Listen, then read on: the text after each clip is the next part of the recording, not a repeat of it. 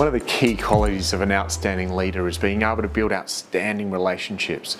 And outstanding relationships are built on a foundation of trust. If you've got a high-performing team that's built on trust, you're going to see engagement, you're going to see satisfaction, and ultimately outcomes actually going to be delivered. So today we've got a chat about the 4 ways to become a more trusted leader. One of the key pieces that we have in any of our workshops is to ask the question or pose the question, what do you say to a star employee who comes into work 10 minutes late? What's your immediate response? Now, most people usually respond with, are you okay? Is everything all right? Starting with care.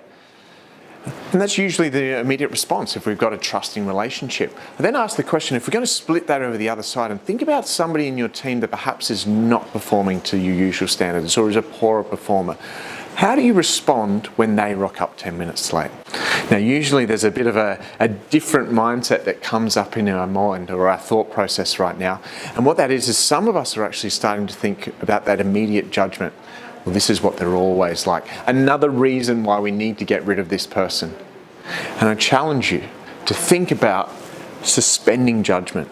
Suspending judgment and thinking about every single day being a fresh start. Doesn't matter about the past. A key coach and a key leader goes through and inspires them by seeing the ultimate potential of the person. Second point is to assume positive intent. Now, the idea is nobody wants to come to work to do a bad job. Now, some of you are probably thinking right now, oh, I know a few people in my team, but no one deliberately comes to work thinking that they want to go through and make your life difficult. What I encourage everybody to do is to imagine that everybody is actually secretly plotting for your well-being.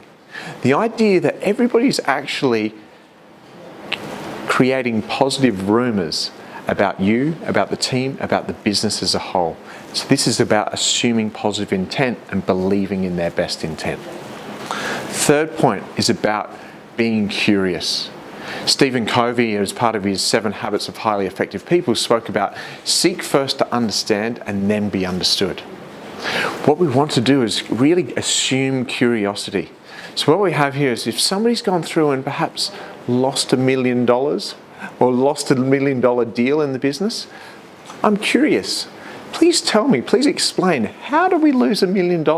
It's going in with going in there with the thought process of, I want to understand more. Use this as an opportunity to frame this challenge up as a learning opportunity and an opportunity for you to learn, for them to learn, and ultimately for the business to grow as a whole. Fourth and final point, and I guess my favourite, is the idea of catching people doing the right thing. Now, inspiring leaders make a big deal about the little things.